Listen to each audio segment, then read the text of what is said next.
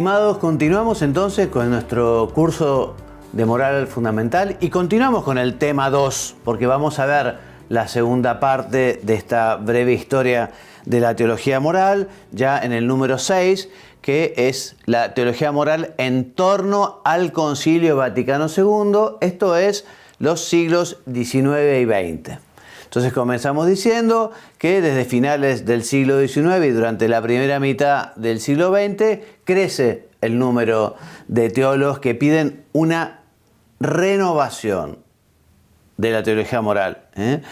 Hay una crítica importante que es el método, un método inadecuado para el fin mismo de la teología moral, porque efectivamente el método es muy rígido, es esa mentalidad de quedarse solo en el mandato, teniendo una visión muy negativa, cuando la teología moral, lo hemos dicho más de una vez, es una invitación a la unión con Cristo, es una invitación al paraíso, es una invitación a ser feliz, ¿no?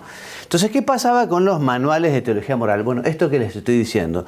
Por un lado, prestan poca atención a la Sagrada Escritura, a la tradición, a los padres de la Iglesia.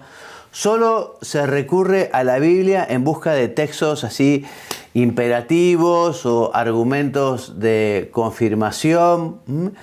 También en el ámbito de la moral se reduce solo a los preceptos, a las leyes, a las prohibiciones, ¿no? Lo que se tiene en cuenta es nomás, bueno, hasta dónde alcanza la ley, hasta dónde hay que cumplir, hasta dónde es el precepto, cuál es el límite preciso de lo permitido, de lo prohibido, y se abandona, como les decía, esa función de orientar a la persona hacia la santidad, hacia la felicidad en la tierra, hacia la felicidad en el cielo, a la unión con nuestro Señor. Entonces, en esta concepción de la moral, como te decía, el amor de la predicación de Cristo se subordina a los mandamientos con este tipo de visión tan limitada, tan sesgada. Por el contrario, la justicia, que se relaciona con la idea de las obligaciones, adquiere una importancia desmesurada, dejando de lado la caridad. Veamos estos primeros intentos de renovación y nueva fundamentación de la teología moral.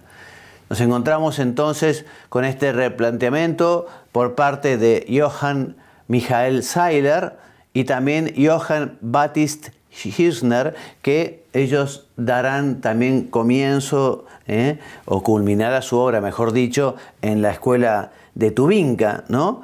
Con la que se vinculan con muchos moralistas católicos. Estos autores, como usted decía, centran la moral cristiana en la vida de la gracia, tratan de raizar la moral en la Biblia, en las Sagradas Escrituras, en el mensaje evangélico especialmente, intentan construir orgánicamente la teología moral en torno a un principio fundamental, que ya veremos cuál es, y consideran también la vida moral como algo dinámico, como esa lucha, como ese deseo, como ese afán de perfección, de santidad, de unión con Cristo. Un impulso importante es el que surge en la teología moral con León XIII al promover el estudio de Santo Tomás de Aquino. Él, con su encíclica Eterni Patris, ¿no?, genera un movimiento renovador a finales del siglo XIX, y gracias en parte a algunos autores del siglo XX existió una cierta renovación de la teología moral. La modificación más importante que se produjo en los manuales consistió en estructurar la moral en torno a las virtudes teologales, no tanto ante el mandato, ante los mandamientos. En contraste entonces con una moral de preceptos, se devuelve la primacía a una moral de la bondad, de la virtud, de la perfección, de la caridad, de la fe, de la esperanza, ¿no?, de la prudencia. Bien, por otra parte, se introdujo al comienzo de la moral el tratado del fin último y de la bienaventuranza, en el sentido de que, bueno, yo para qué nací, cuál es el sentido de mi vida, y es justamente esa felicidad en la tierra para alcanzar la felicidad del cielo, ¿no? La bienaventuranza eterna. Entonces, los frutos más consistentes de este primer momento de reflexión son las obras de Mausbach y la de Otto Schilling. Entonces, yo les decía, comienza esta idea de cambiar la teología moral que estaba como oxidada, digamos, en la búsqueda también de cuál es el fundamento último, el fundamento sobre qué se tiene que basar la moralidad, o incluso los preceptos morales, la ley moral, ¿no? Entonces, bueno, este periodo de renovación que va entre los años 30 y 50 se caracteriza justamente por la investigación acerca del fundamento último de la moral para el cristiano. Se destaca Fritz Tillmann con su obra La idea del seguimiento de Cristo, en alemán, ¿no? No lo sé, la Die Idee, lo dejamos así. Este alemán que realmente comienza a profundizar y comienza a dar mucha importancia a esta visión, ¿no? De conjunto de la moral personal, ¿no? Y de la unión del hombre con Cristo, el amor a Cristo, el seguimiento de Cristo, ¿no? La imitación de Cristo, como dice San Pablo, ¿no? Todos estamos llamados a ser el mismo Cristo, ipse Christus, ¿no? Bien, entonces con una orientación bíblica, Tillmann señala la moral de la caridad y la del Sermón de la Montaña como meta a la que todos deben aspirar, ¿no? Digamos, del mensaje evangélico es una parte del núcleo del mensaje del Señor, de lo más importante, el Sermón de la Montaña, ¿no? Y la moral de la caridad. Bueno, en 1937 en Lovaina, la obra de Merck, la moral y cuerpo místico, en la que también nos propone la incorporación de Cristo como principio capaz de ofrecer un planteamiento unitario y cristiano al discurso ético, ¿no? Entonces, Cristo es el primer principio en la acción cristiana, debe ser el principio primero en la acción cristiana, y de este principio la moral extrae sus reglas, toda su unidad, y adquiere sus características y recibe su valor absoluto y obligatorio. Avanzamos en el tiempo.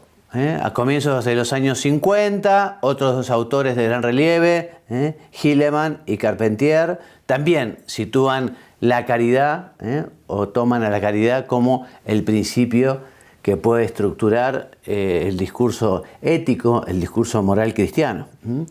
Hilleman llama la atención sobre la gran diferencia de perspectiva que existe entre la moral de los manuales tradicionales en torno a los mandamientos y de un modo muy rígido, de un modo muy legalista, ¿no? Bueno, ahora justamente a través de este avance comienza a tratar de dar fundamento a la moral en las Sagradas Escrituras, en el mensaje de Jesús, en el Evangelio, ¿no? Bien, entonces por eso lo que falta en los primeros, en aquellos viejos manuales, es el alma de la vida moral que es expresada en la ley del amor, en la ley del amor. Bueno, de ahí el propósito de su famosa obra La primacía de la caridad, del año 1952. Allí establece los principios de un método nuevo para justamente hacer la teología. También con algunas de las aportaciones procedentes entronca Bernhard Häring en su obra justamente La ley de Cristo del año 54. Entonces, por una parte, trata de presentar el ideal de la vida cristiana, que es el seguimiento de Cristo, que es la doctrina de las virtudes cristianas.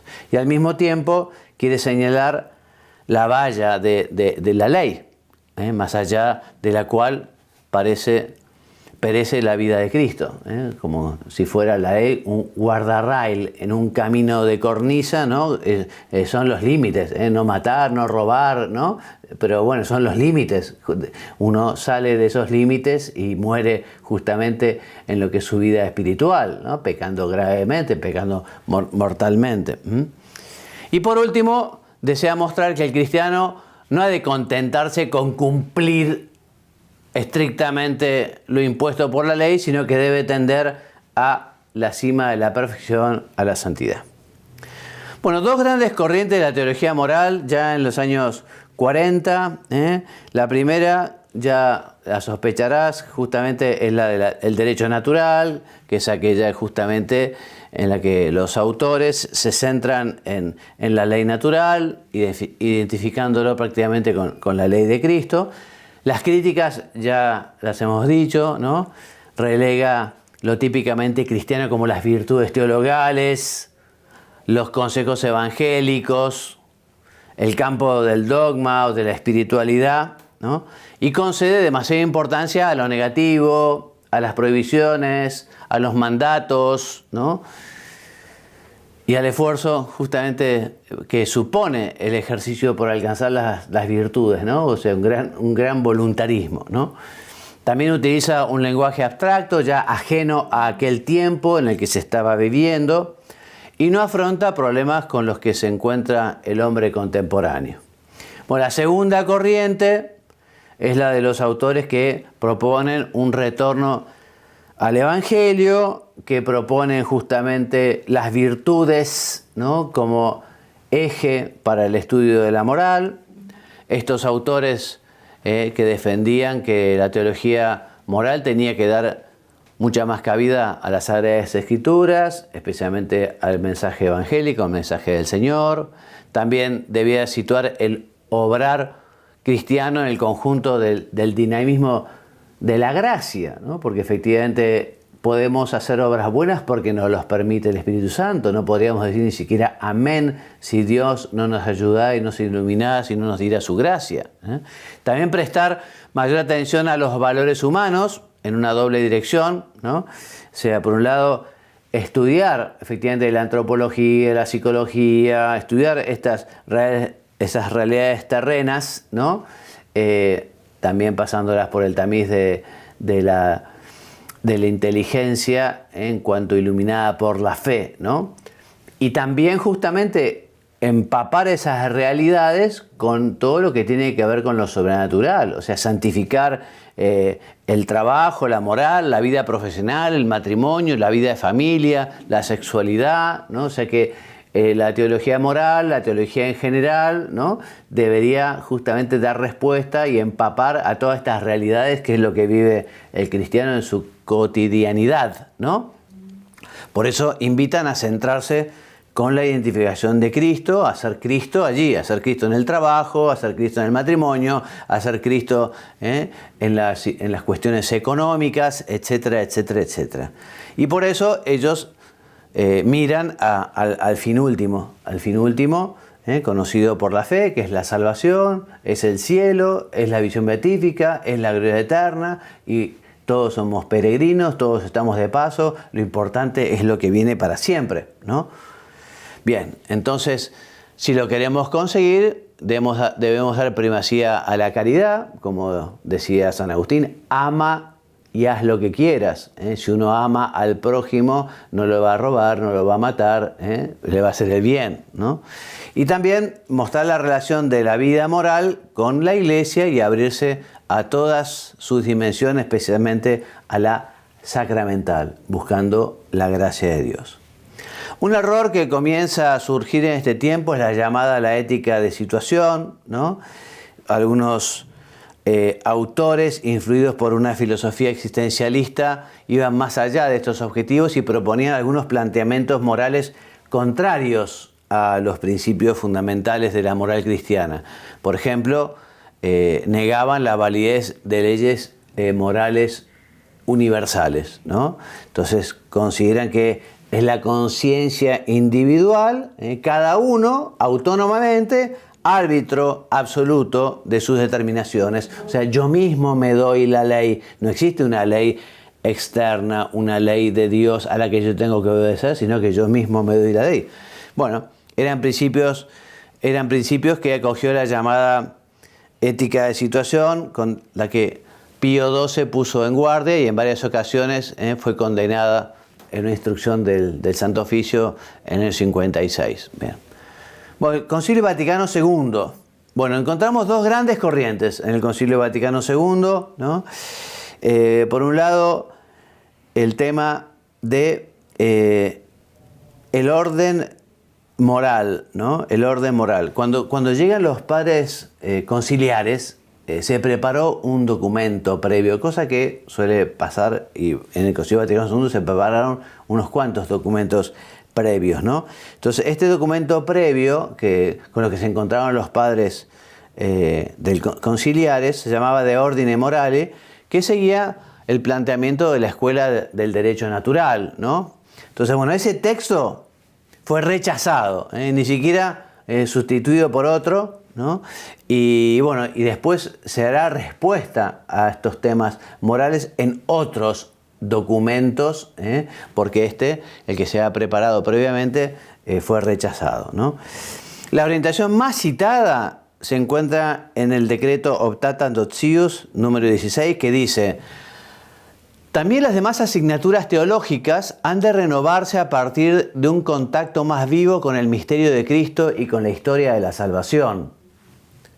Deben prestarse una atención especial a que se perfeccione la teología moral.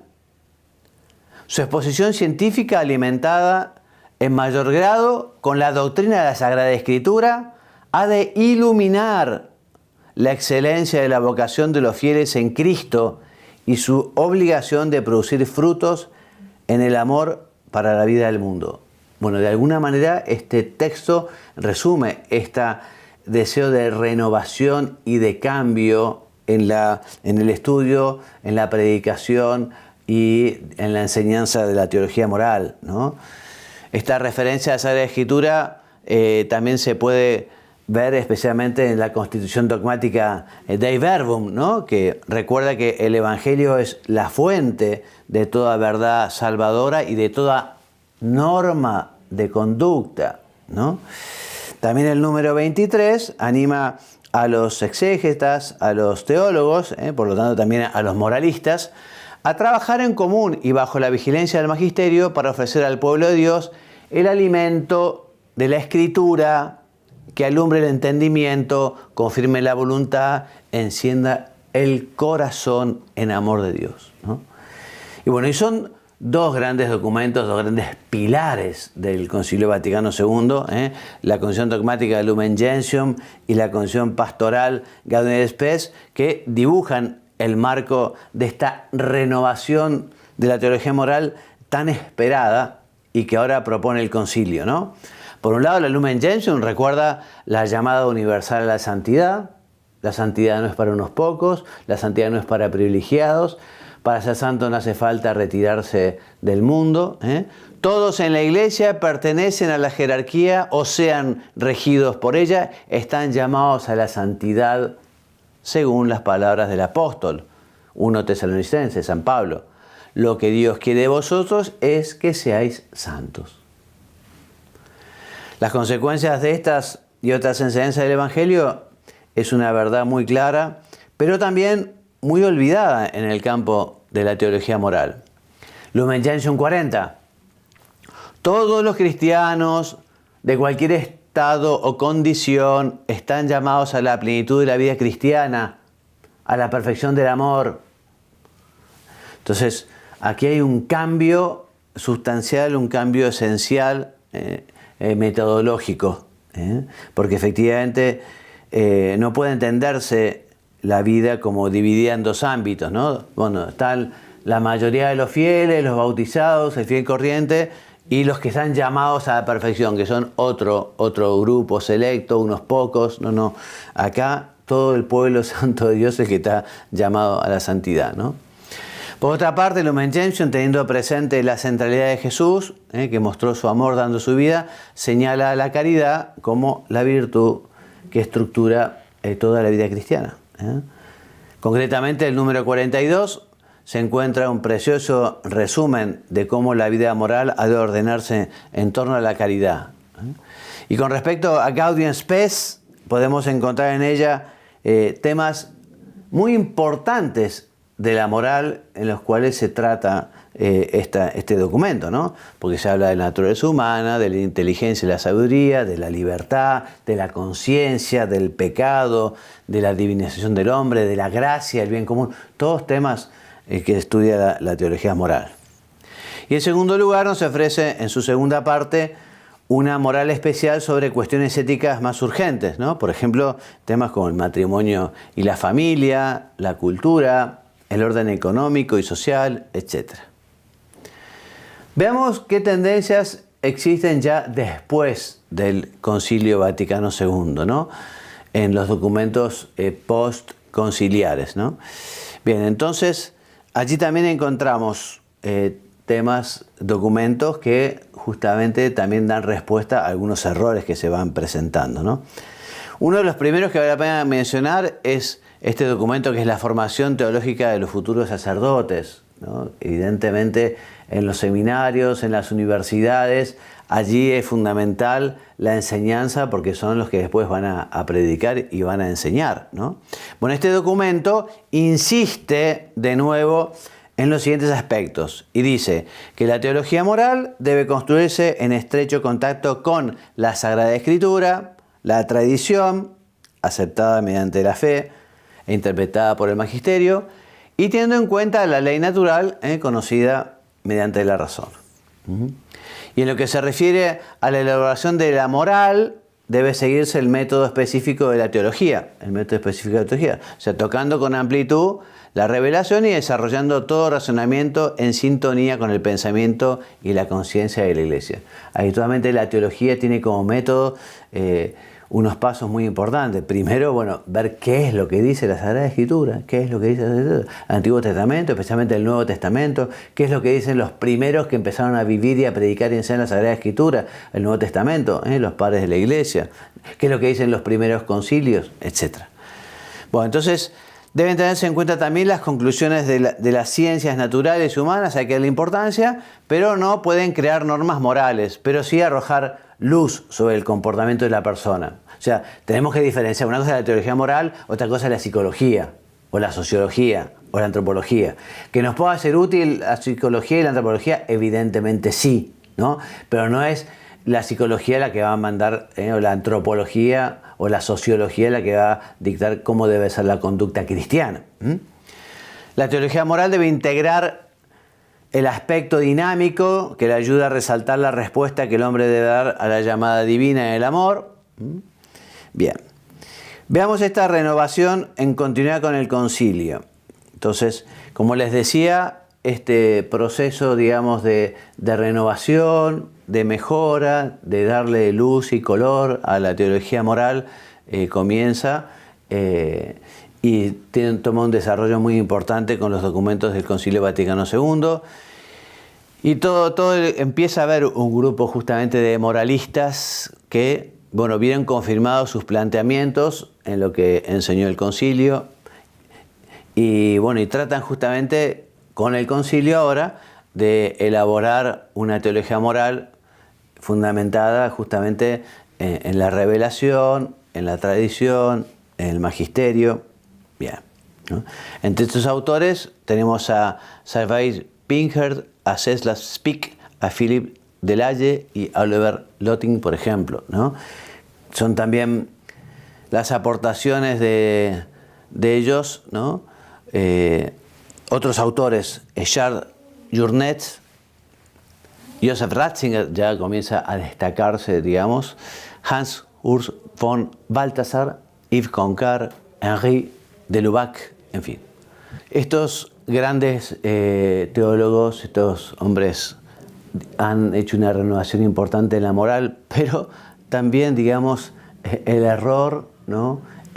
Continúa haciendo su trabajo porque aquella idea de la moral autónoma, aquella idea de que es la conciencia la única que puede juzgar, aquella idea de que cada uno hace su propia ley, digamos, continuó. Ese error que había denunciado ya Pío XII, que habla de la moral de situación o la nueva moral o la moral autónoma, digamos, continuó también. el Concilio Vaticano II no hizo referencia a ella, no responde directamente. Pero acá hay un documento que de alguna manera hace que salgan a la luz muchos de estos pensamientos críticos de la moral de la Iglesia, que fue la encíclica Humanae Vitae del Papa Pablo VI, que tiene que ver justamente con la procreación humana, ¿no? Entonces, este documento fue la ocasión de que salieran a la luz modos de entender cuestiones fundamentales de la teología moral contrarios a la tradición, a la moral cristiana, como esto justamente la autonomía de la conciencia respecto de la ley moral y su derecho a disentir de las enseñanzas, disentir, separarse, ¿no? de las enseñanzas del magisterio en cuestiones de moral natural. Bueno, estos autores que seguían la línea afirmaban que su pretensión era alcanzar los fines propuestos por el concilio. Decían, nosotros estamos en la línea del concilio, decían, ¿no? Pero decían también, bueno, queremos hacer más accesible al hombre actual la salvación, ¿no? Queremos integrar la ley natural y la ley evangélica y mostrar que el centro de la moral es Cristo. Sin embargo, con la adopción del método que ellos tienen, ese método llamado método trascendental, ¿no? Era imposible realmente alcanzar la verdad y continuar con la tradición, porque esta antropología filosófica inspira, a la separación de lo que es, por un lado, la naturaleza humana y la persona, ¿no? Separa lo que es la naturaleza y la gracia, ¿no? Como dos mundos aparte, o sea, el mundo humano y lo divino, por un lado la gracia de Dios, por otro lado la realidad de cada uno. Y esto implica necesariamente que en el ser del hombre se admite una disociación entre lo que corresponde a la creación y lo que es la redención. Hacen una división en el ámbito moral, ¿no? Entonces, por un lado está lo humano, el ethos humano, lo que se refiere a la vida del hombre, ¿no? Y por otro lado está lo que tiene que ver con la salvación, con la teología, con la llamada de Dios, con la relación del hombre con Dios. Entonces son dos cosas distintas, dicen ellos, ¿no? Porque consideran que el primer ámbito, el legislador de lo humano no es Dios. O sea, Dios mandará órdenes y enseñanzas para lo que tiene que ver con la salvación, con la teología, con la relación del mundo con Dios, pero con lo humano hay que regirse tal como el hombre es, dicen, ¿no? Y a partir de esta base se hace muy difícil entender algo tan importante para la moral que es que el concilio puso de relieve, que es que la redención o salvación afecta también todas las realidades humanas. O sea, la muerte de Cristo en la cruz empapa el trabajo, la familia, la vida social, la actividad política. O sea, después de la redención, el hombre y el mundo es distinto. Es distinto porque justamente la gracia de Dios, la redención, la muerte de Jesús hace que efectivamente haya un mundo nuevo, ¿no? Por eso no se puede separar la realidad humana del plan de salvación y de la vocación hacia otros Cristos. Todo ha sido creado por Él y para Él.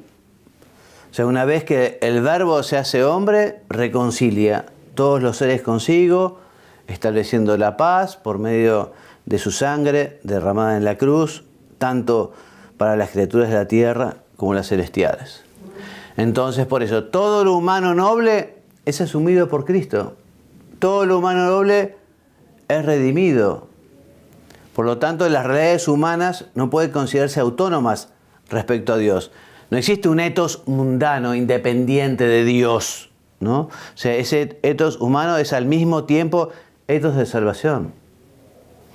Bien, pero bueno, no dejemos esto y avancemos un poquito, porque bueno, no añade nada específico a la moral humana, dirán en definitiva, ¿no? El ethos humano funciona con la norma, digamos, de los hombres, no aporta ningún contenido, digamos, todo lo que tiene que ver con la fe, con la revelación, con la enseñanza de Dios, es para el tema de la salvación, ¿no? Pues la fe, por tanto, según este planteamiento, no cambia nada la conducta concreta del cristiano, porque los contenidos morales del obrar dependen solo de la racionalidad, ¿no?, que se considera autónoma e independiente de Dios, de la revelación, de la tradición, del magisterio. Bueno, este error de alguna manera también, digamos, no se ha superado totalmente. Hay mucha gente que de una manera u otra tiene este pensamiento, ¿no? Por eso también el Papa, para aclarar un poco todos los errores morales de esta época, publica la Veritatis Splendor, para tratar de dar respuesta a muchos de estos errores morales. Bueno, entre los autores que de algún modo adoptan el modelo de la autonomía moral, cabe destacar a Auer, Merckx, Fuchs, Bockle, Demer, Curran, Mieth, Schuller, en España López Aspitarte y Marciano Vidal. Otro error más, pero diremos dos palabras, ¿no?, es la teología de la liberación. Durante los años posteriores al concilio se desarrolló también este planteamiento teológico que pretende utilizar el método marxista para la evangelización. Jesús será el primer revolucionario. Hay una lectura totalmente marxista del Evangelio, en el que la lucha de clases tiene mucho que ver. Y bueno, el cambio social es una adaptación, digamos, de los métodos marxistas a la teología, ¿no? Entonces, la acción social se concibe como la capacidad de cambiar las estructuras sociales, ¿no?, el pecado, que es un pecado estructural, y la salvación como el fruto de un compromiso exclusivamente político, revolucionario, de lucha de clases. Bueno, el magisterio se pronunció hablando de la teología de la liberación, ¿no? Escribió la Congregación de la Doctrina de la Fe, escribió dos instrucciones, una del año 1984, instrucción Libertatis Nuncius, estaba a cargo, digamos, de la Congregación de la Fe el cardenal Ratzinger, que será después Benedicto XVI, ¿no? Y la otra instrucción, la Libertatis Conscientia, de 1986, donde aclara, se habla de las teologías de la liberación así en general, ¿no?, y se puntualiza, digamos, lo que son errores concretos, digamos, de esta forma de pensar. Bueno, y para ir terminando, vamos a ver estos nuevos avances, porque ha habido nuevos avances después del Concilio Vaticano II, nuevos planteamientos, nuevos desafíos, nuevos pensadores. Para ir terminando vamos a nombrar algunas que han hecho aportaciones importantes en el ámbito de la teología moral que parecen a la actualidad o recientemente, digamos, actuales, ¿no?, como Anselm Guntor, Real Tremblay, ¿no?, Augusto Sarmiento, Juan José Pérez Oba, Lino Melina, italiano, José Noriega, Ángel Ríez Luño, Ramón García de Haro, José Román Flecha, Enrique Colom, ¿no? Estos son, por así decirlo, los últimos moralistas, pensadores, digamos, que han procurado continuar con esa renovación que comenzó, ¿no?, dándole aire a la teología moral que estaba un poco encorsetada en la ley y en los mandamientos, fundándose especialmente en la Sagrada Escritura, en la tradición, el magisterio, en fin. Bueno, y así hemos dado un recorrido en la historia de la teología moral muy veloz, muy veloz. Quien quiera profundizar siempre podrá hacerlo, gracias a Dios, pero por lo menos se quedan con un pantallazo que nos da Tomás Trigo en su manual.